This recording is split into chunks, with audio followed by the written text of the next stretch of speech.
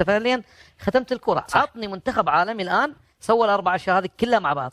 المغرب الوحيد اللي سواها. المغرب حاليا مقارنه بالعالم. ها مقارنه بالعالم كل العالم نجح بالكبار، اعطاك قدوه، صاروا قدوه لي. اذا مجتمع عربي صار لنا قدوه يعني. المغرب ماشيه يا جماعه في كاس العالم 17 سنه ده مكمله. المغرب مكمله ومكمله تحت 17 سنه. وخدت كاس العالم، واخده 20 سنه، واخده كاس العالم، كاس العالم الاولمبي، ثلاث اولمبيات، واخده رابع في الفريق الاول الكبير. وثالث ايه الحلاوه دي؟ ليه بقى يا كابتن؟ بوركينا فاسو صعدت. ايوه يا كابتن. المغرب صعدت. الفرقه كلها صعدت بعد كده. لا صعدت بعد الدور، يعني احنا خسرنا من سويسرا وخرجنا وهم كسبوا وصعدوا. عارف يا كابتن ليه؟ عشان هم عندهم قاعده المحترفين متطورين بيشتغلوا بشكل علمي. هو احنا الفرق بعيد بيننا وبين المغرب وكلنا عمالين نتكلم مع المغرب، ده الطبيعي بتاعها عشان هم ماشيين ببلان وماشيين بخطه. مظبوط. احنا ماشيين عشوائيين، احنا بقالنا كام سنه فرحانين. من بعد هذيك المباراه التاريخيه اللي دارها المنتخب المغربي لاقل من 17 سنه ضد منتخب مالي القوي، خرجت موجه كبيره من التعليقات المصريه والسعوديه اللي كانت كلها كتعبر على الفخر والفرحه الكبيره بهذا التاهل العالمي، بحيث الاعلام العربي كامل تابع المواجهه بشغف. ولكن مصر والسعوديه كانت عندهم ردود افعال خاصه، لانهم شافوا في هذا الانجاز المغربي اكثر من مجرد تاهل، شافوا فيه رساله جديده بان الكره العربيه قادره تصنع الحدث وتفرض حضورها عالميا. الاعلام المصري مباشره بعد صافره النهايه بدا كيهضر على الاداء البطولي ديال الاشبال، وقال بزاف ديال المحللين ان المنتخب المغربي ما كانش كيلعب كمنتخب شبان، ولكن كفريق ناضج كيعرف شنو باغي وكيعرف كيفاش يضغط وكيفاش يرجع وكيفاش يتعامل مع لحظات الصعوبه. وهضروا على ان الروح اللي بان بها اللاعبين كانت كدل على مشروع كبير وقاعده تكوين قويه بزاف. محللين مصريين قالوا كذلك ان منتخب مالي اصلا واحد من اقوى المنتخبات الافريقيه في الفئات العمريه، ومع ذلك المغرب ما خلى ليه حتى نهج وسيطر عليه تكتيكيا وبدنيا وذهنيا. وهذا الشيء حسبهم ما كيجيش غير بالموهبه، ولكن بالعمل والتخطيط اللي خدم به الكره المغربيه في اخر السنين. وقالوا ان المغرب دابا ماشي مجرد منتخب مشارك، بل قوه كرويه حقيقيه صاعده. ومن جهه الجمهور المصري التعليقات كانت كلها تنويه وتقدير، بحيث بزاف منهم قالوا ان المغرب شرف العرب كاملين، وان الفوز كان مستحق بلا نقاش، وان طريقه اللعب كانت ممتعه وفيها شخصيه قويه كتخليك تشعر ان هذا الجيل قادر يكتب التاريخ ويمشي بعيد في المونديال. وزاد بعض الاعلاميين المصريين وقالوا ان المغرب خصو يكون في الصوره ديال المنتخبات اللي غادي توصل على الاقل النصف النهائي، لان المستوى كيأهلهم لهذا الشيء. وبالانتقال للسعوديه الاشاده كانت غزيره واقوى مما توقع بزاف ديال الناس، بحيث الاعلاميين السعوديين بداو كيباركوا المغرب بطريقه كتبين قداش هما فرحانين وقريبين من المنتخب المغربي والجمهور ديالو. وقالوا ان الفوز المغربي كان واحد من اروع اللحظات العربيه في المونديال، وان الاشبال لعبوا بعقليه احترافيه وصنعوا تاهل ماشي ساهل ضد واحد من اقوى المنتخبات الافريقيه. وقالوا ان الفوز المغربي كان واحد من اروع اللحظات العربيه في المونديال، وان الاشبال لعبوا بعقليه احترافيه وصنعوا تاهل ماشي ساهل ضد واحد من اقوى المنتخبات الافريقيه. محللين سعوديين هضروا على التنظيم الدفاعي اللي كان ممتاز، وعلى سرعه التحولات وعلى الثقه اللي كانت باينه في كل تمريره.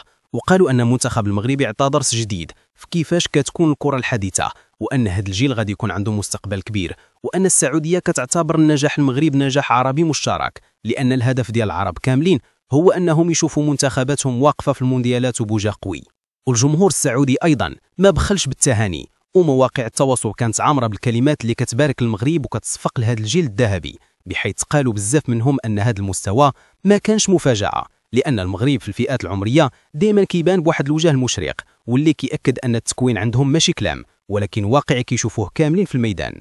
والاعلام المصري والسعودي معا اتفقوا على فكره واحده، وهي ان المنتخب المغربي دار مباراه رجال بكل معنى الكلمه، وانه لعب بذكاء كبير وكان منظم بطريقه تخليك تحترمه، بحيث تقدر يواجه منتخب مالي اللي معروف بالقوه البدنيه والسرعه، ولكن الاشبال عرفوا كيفاش يوقفوا الخطوره ديالو ويتحكموا في ايقاع اللعب. وهذا دليل على نضج كبير كيبان غير عند المنتخبات اللي عندها مشروع ومستقبل. والمشهد العربي بشكل عام كان فرحه واحده، لان الانتصار المغربي ما كانش غير انتصار بلد على اخر، ولكن كان صوره جديده للعرب في المنافسات العالميه، صوره ديال منتخب عربي واقف قوي منظم وما يخافش من اي خصم. وهذا الشيء زاد فرح المصريين والسعوديين اللي شافوا ان هذا الانجاز هو خطوه للقدام للكره العربيه كاملها. ومن بعد التحليلات والتعليقات اللي خرجت من مصر والسعوديه كانت الرساله واضحه ومباشره: المنتخب المغربي منتخب عالمي وباقي قدم الكثير، وان هذا التاهل كان مجرد بدايه لمسار اجمل لأن المستوى اللي بان به الأشبال كيخلي أي واحد مؤمن بقدرتهم يمشيوا بعيد في المونديال ويمثلوا المنطقة العربية أحسن تمثيل. وبين الفرحة والافتخار كان هناك كذلك احترام كبير من هاد الدول المجهود اللي داروا اللاعبين والمدرب والطاقم الفني المغربي، بحيث قالوا أن الفريق بان عليه متجانس وكل واحد عارف الدور ديالو، وهذا كيعطي الانطباع بأن المغرب بناو منتخب حقيقي قادر ينافس وماشي غير فريق كيبحث عن المشاركة الشرفية.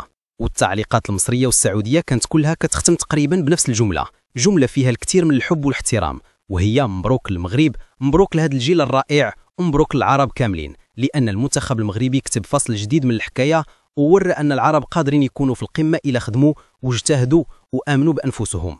وفي الأخير التأهل ضد مالي ما كانش غير مرور لمرحلة جديدة، ولكن كان لحظة عربية مشتركة تجمع ما بين مصر والسعودية والمغرب وجمهور عربي كامل، لحظة كتبين أن الفوز العربي كيخلي القلوب تفرح، وأن المنتخب المغربي يقدر يدير إنجاز جديد يفتخر به كل واحد كيحب الكرة العربية ويقول بصوت مرتفع: المنتخب المغربي الآن منتخب عالمي بكل مقاييس. وما زال الطريق قدام الأشبال طويل، ولكن الدعم المصري والسعودي كيخلي هذا الفوز عنده قيمة كبار، لأنه بين أن العرب قادرين يكونوا يد وحدة في الأفراح، وأن النجاح المغربي اليوم هو نجاح العرب كاملين، وأن المستقبل غادي يكون أجمل إلى استمر هذا الجيل في العطاء وواصل صناعة التاريخ بنفس الروح والقوة.